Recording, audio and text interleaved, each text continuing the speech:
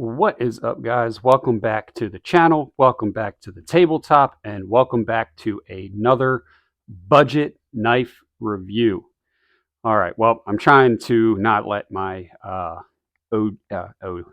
my OCD anxiety bleed through into the video here, because right now my little garage slash workshop is in disarray. I am trying to, I basically have it totally deconstructed. I'm just redoing it all so I have much more functionality. I've been putting up shelves, I'm putting up wall racks, and I had to basically clear a bunch of crap and a bunch of junk out of the background and out of the foreground so that this video still looked somewhat respectable. And like I said, I suffer from OCD. Like, everything's got its little place. And right now, just looking around, it's driving me crazy. However, we're not going to let that get in the way of the video. So, hey, welcome back. If you're a returning subscriber, thank you so very much for supporting the channel and subscribing. If you're new and you're just stopping in to check out the channel, hopefully you'll decide to subscribe. At the very least, if you enjoy the video, or whatever, maybe you can just give it a thumbs up, comment down below. I really enjoy reading your guys' comments and interacting with you guys. I respond to every single comment, and obviously, it helps the channel grow. But I really enjoy it. So, budget fixed blades, right? Here we go with another budget fixed blade review. There's so many knives out there, and there's so many different price points, and I think we all have been feeling and suffering from the insane inflation that's been going on out there. And if I could do a service to everyone and, take my experience and my knowledge of all my time in the outdoors and everything else I've done in my life, and review some budget knives that I really truly think maybe people could use for, whatever your knife needs may be, whether it's going to be out in camp, bush crafting, whether it's something you want to have as kind of more like a tactical blade, whatever the case may be. There are a lot of really, really budget friendly knives out there. And I think that if we're selective, and I think that if we know what we're looking for, and we kind of keep things in perspective as far as, what we're paying for and what we get and all that type of criteria, I think that we can, get ourselves some really good, serviceable knives that we can carry out into the field with us, and that we can use and really, really be really friendly on our budget. So today we're going to be talking about, hopefully, what is such a knife. Now, I'm not doing crazy when I do these initial reviews, and that's here on the tabletop. That's what these are. We're initially reviewing these knives together, basically for the first time. They're not having a lot of heavy use. The use is going to come as it goes. Like with the Elk Ridge Badlands knife, if you've been watching any of my videos, you see that I've been using that knife a lot, camping and just wearing it on my side. And that's how I test the knife. I test the knife by using it for everyday things. So these initial reviews are really just kind of my, educated opinions and my life experience opinions of knives. And basing what I feel, and kind of just a couple little small tests of saying, hey, for the price, yeah, I think it's safe to go ahead and buy this knife and go ahead and take it out into the field and use it. Now, I don't know that yet with this knife here, the MTech Black Rhino that we're going to look at, which, interestingly enough, that was my nickname in high school, old Black Rhino.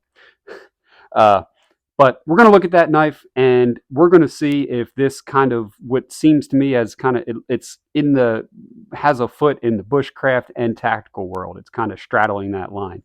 Now, just like with the Badlands Elk Ridge, I bought this knife purely based off of looks. So I saw it, I thought it looked cool.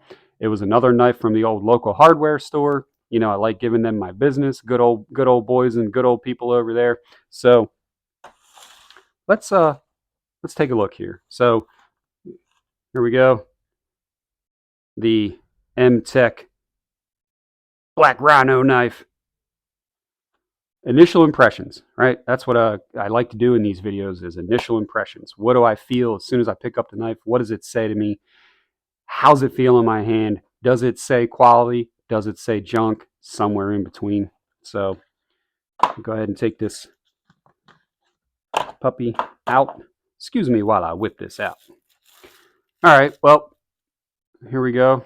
Right, initial impressions, which seems to be indicative with these budget knives, is the cheap nylon sheath, right? I mean, I'm sure just about all these knives come with these, and this one's no different. It's got the standard cheap nylon sheath that could take up to like a 20-inch belt here. So if you wear an extremely giant, like championship wrestling belt, you'll be able to fit that on your side. At least it does have the rivets, reinforced rivets. I do like to see that if they're going to give you a cheap nylon sheath. At least it's not just stitching alone. It says MTech USA on it, which kind of leads you to believe that this knife's made in the United States, which it's certainly not. It is a knife from China. Um, but look, don't sleep on these cheap Chinese knives. They've come a long way. Well, that's basically it for the sheath. You know, um, I doubt any knife manufacturers watching my videos. That's fine. But if you are, look, I'd rather pay. I paid $19.99 for this knife, but I'd rather pay $30 for this knife and either get like some kind of leather holster, even if it's cheap leather. Just aesthetically, it would be better, even if maybe it wouldn't last longer. I know that's kind of weird, but this cheap nylon sheath is going to do its job. But if you're taking it in and out a lot, it's gonna wear out fast and just it's not gonna last. It's not gonna stand the test of time. Or like with cold steel, like my cold steel GI Tanto, however you want to say it, came with like a cheap injection molded ABS Kydex type sheath that has retention. If they did that and I paid $30 for this knife, I would be more than happy to do that. So, all right, let's go ahead and get this sheath off to the side. It's really unremarkable. So, all right, here we go. The old MTech Black Rhino. Got a little tip safety guard on there. All right, initial impressions. What is my first thing when I pick up this knife and I feel it in my hand? Well, it's got some weight to it. And when I was looking up the stats for this knife, it's actually, it's just a tenth under a half a pound. All right, so it's 7 ounces, which is weighty for a knife. But this is a rather medium, like large to medium, not extra large, but a medium largish size fixed blade here. This isn't some little dainty knife, and I'm going to do a side by side comparison with the Badlands knife just to kind of show you guys. But initial impressions. All right, well, it feels good in the hand. The grip is comfortable. The scales, they've got some nice texturing to them. If you're, going to use this in wet weather, I can tell that would probably still grip in your hand pretty well with the scaling there. You can see it's kind of got a cool design to it. I kind of like that. I like the lines of this knife, which is why I purchased it. The lines of the knife spoke to me. I kind of just like the way it looked. I like that look that it had. Like I said, it's kind of got that tactical bushcraft look to it. Um, there's no jimping to speak of. I always kind of like to grab a knife and I pretend like I'm going to feather stick with it. And where does my thumb naturally go if I'm gonna grab a stick and I'm gonna feather stick or I'm gonna kind of carve? And for me, my thumb goes all the way up there, or kind of in this area of the back of the blade where it starts to meet the top of the grips, and it's pretty comfortable. There's no jimping, which is okay. Again, I like jimping when done correctly, and I hate jimping when it's done incorrectly, because bad jimping is just horrible. It hurts your finger. It's just not good. So I am a fan of, if they're not going to do the jimping right, which is to me kind of shallow, broader jimping that's easier on the thumb. If they're not going to do good jimping, then no jimping at all. So I'm fine with that. We've got a finger choil there. It's pretty comfortable for our pointer finger to kind of just naturally rest in, where my finger is going to naturally rest. There is a little bit of a depression there where your thumb will go to for feather sticking, which is good. I like that. Now, one thing about the Badlands knife, if you didn't see that video, if you want to watch that video, because I really do like that knife and I've been using it a lot, is the grip on it's not very big and it doesn't fill my entire hand. Now, I do wear large gloves, I've got a larger hand, but you can see that with this MTech Black Rhino knife, it extends all the way out past the meat of my palm, and I do like that. If I had to use this knife kind of in a maybe in a self defense situation where I wanted to strike somebody, right between the old eyeballs, I've got a nice, good, plenty of exposed part of the lower part of the grip there. It's got a nice lanyard there. Again, I could use this in an emergency situation if I needed to break out a window, if I happen to be wearing this knife. So those kinds of things are good when you've got when the pommel extends all the way out like that. So I do like that. Um, so what we're looking at here is we've got a gray 5-inch titanium coated drop point blade. Now, what's nice about when you get a coating like this, and I don't know how durable, the coating on a $20 knife is going to be. It's a stainless steel blade. I've tried to find exactly what makeup of, metals we're dealing with here with this. I couldn't really find any info. It just says 5-inch gray titanium coated stainless steel blade. But it's probably like 8CR or something like that, which is fine. I'm fine with that type of steel. I know how to sharpen it. I know how to maintain it. And I find it to be a really easygoing type of steel. And a lot of your lower budget Chinese knives are going to be made out of something like that, like your 8CR or something like that. So, I'm not mad at that at all. Um, it's a full tang knife, 10 inches overall. The nomenclature for this knife said that these are glass-filled nylon grips. All right, so they're nylon. They're not micarta or G10 or anything like that, which that's fine. Again, not mad at it. Keep it in perspective. This is a $20 fixed blade knife. All right, and in the case of this, as I always like to say, if you put this in my hand and I didn't know anything about knives or had a little bit of knowledge about knives, or I gave this to someone and I said, hey, how much do you think this knife costs? I don't want them to say, oh, this knife is like $10 or $20. I want them to say, oh man, I don't know, this thing might be like 50, 60, 70, 80, $100, whatever. I did that with the Badlands knife to my dad. I put it in his hand and I said, hey, how much do my dad's a lifetime outdoorsman, but he's not like a gear nerd or anything like that. He doesn't really have a lot of knowledge when it comes to things like that. And I said to him, I said, how much do you think this knife cost? And he thought that Badlands knife was like an $80 knife. I said, man, that thing was like less than $20 at the hardware store. So he was like, oh, wow, that's pretty cool. So anyway, again, you can see the heel of the knife has that curl, has that really harsh edge on it that I'm not a big fan of. I don't like that. I like more like the Scandinavian knives where the heel of the knife extends right back into the top of the grip. And the reason I say that is like if you're going to go to cut rope, and it's lots of times it's when you're cutting, it's natural to go as far back into the knife as you can. And you can see how that catches, right? You see that? You see how it catches in that heel there? And that's really annoying, especially if you're going to cut a piece of line or rope in an emergency. You'll get hung up in that so much more than you think you will. So that's why I like when the heel extends all the way through the grip, and it's like a Scandinavian knife. Personally, I'm not sure why they make the heel of knives like that. Maybe somebody could tell me.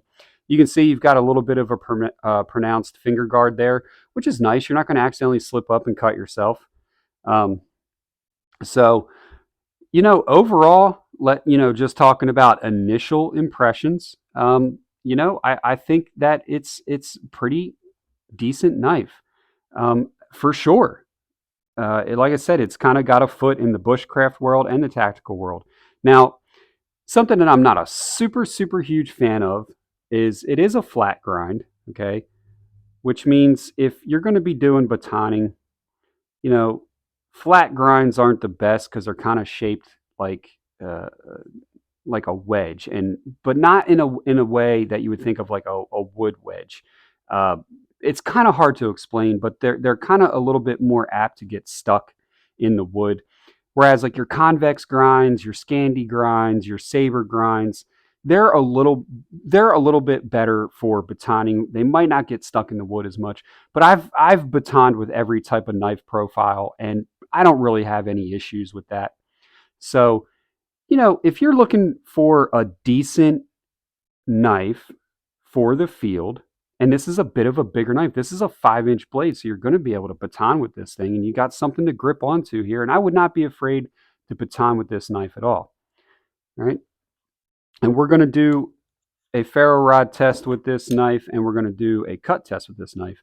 But for comparison, all right, if we're looking at the Badlands knife versus this knife, okay, you can see the size difference. And I've been wearing this Badlands knife every day on my side pretty much since I made that video. And I think for like kind of EDC, a smaller fixed blade is better because it doesn't get in the way as much when you're sitting in your vehicle and things like that. It doesn't flop around as much. Now this is not as great for all the bushcrafting things.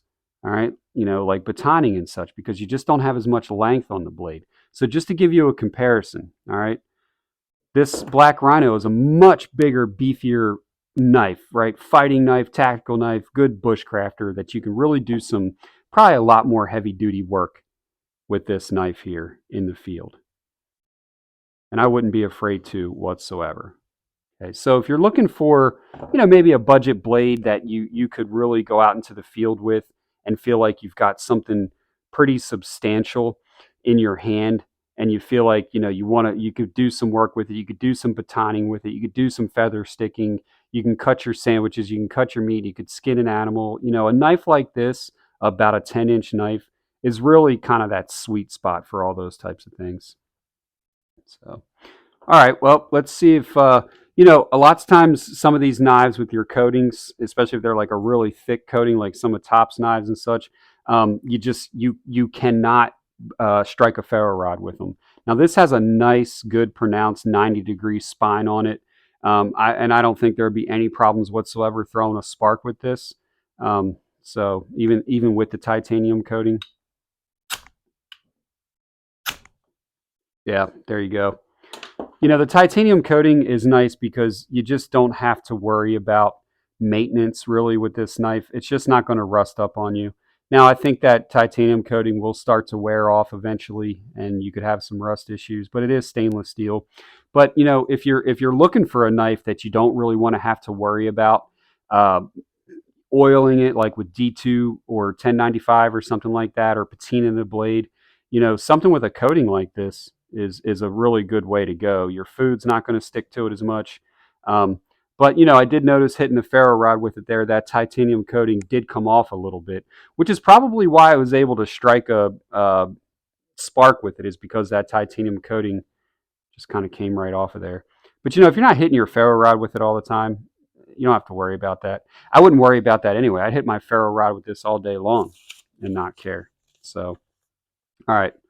Let's do a little bit of a cut test. This is right out of the box, and that's what I like, with these with any knife, but with these budget knives, the thing with a budget knife is you want it to just work out of the box. It's a budget. You don't want to have to put a bunch of work into it. The point of a budget knife is you didn't pay much for it, and it can come right out of the box, and it can do work, right? So, having said that, I want it to be serviceably sharp out of the package for the end user. All right, well, look, I mean, this paper is really thin and like floppy jalopy, so keep that in mind.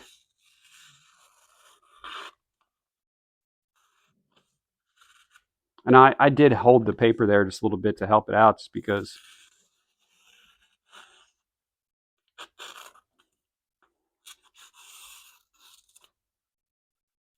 Well, we had a full slice through, so we sliced paper pretty good.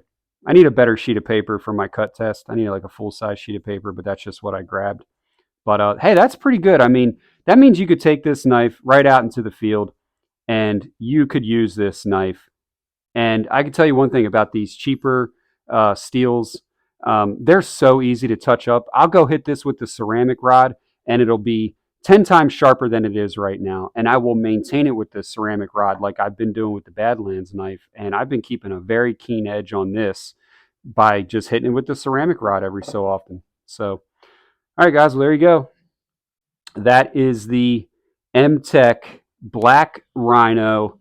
Oh, and FYI, if you held on to the video this long and you like this knife, you can get it from Amazon for like 15 bucks if you have Amazon Prime free shipping, just to let you know. And I paid $20 for it. So, all right, guys, that's all I got on this one. I appreciate you being here. Thank you so much. Hopefully, again, you subscribe, you hit the thumbs up, all those things. And until the next time, I'll see you on the happy hunting grounds.